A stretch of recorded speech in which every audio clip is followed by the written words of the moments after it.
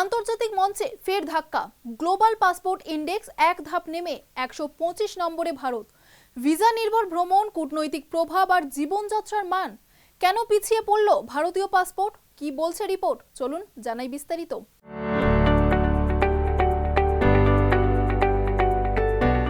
ভারতের পাসপোর্টের আন্তর্জাতিক অবস্থান আবারও কিছুটা পিছিয়ে গেল।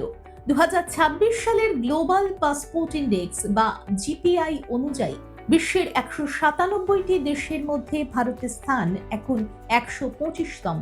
গত বছর অর্থাৎ 2025 সালে ভারত 124তম স্থানে উঠেছিল, তবে এবছর আবার এক ধাপ নেমে গিয়েছে।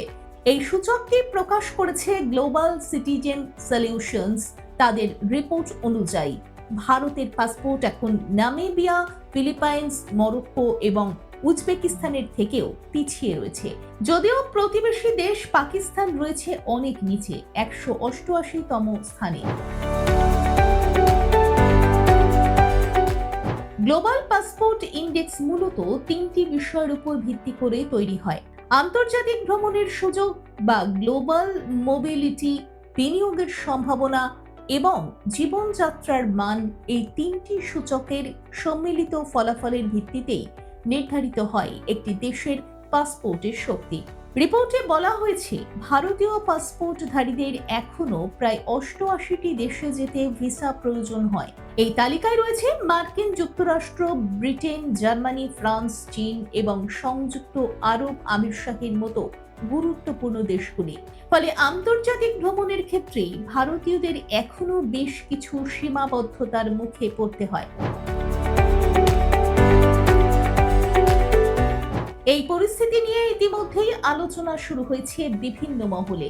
বিশেষজ্ঞদের মতে, একটি দেশের পাসপোর্টের শক্তি শুধু ভ্রমণের স্বাধীনতা নয়, সেই দেশের অর্থনীতি, কূটনৈতিক সম্পর্ক এবং বৈশ্বিক অবস্থানের সঙ্গেও জড়িত।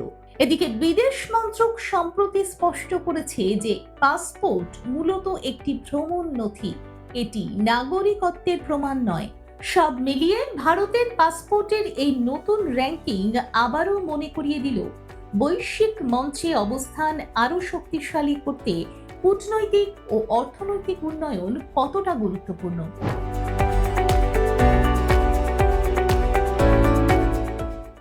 দেখুন এই সময়ের তথ্য ও চিত্র প্রতিদিন রাত 9টায় ও সকাল 8টায় শুধুমাত্র চ্যানেল 1-এ।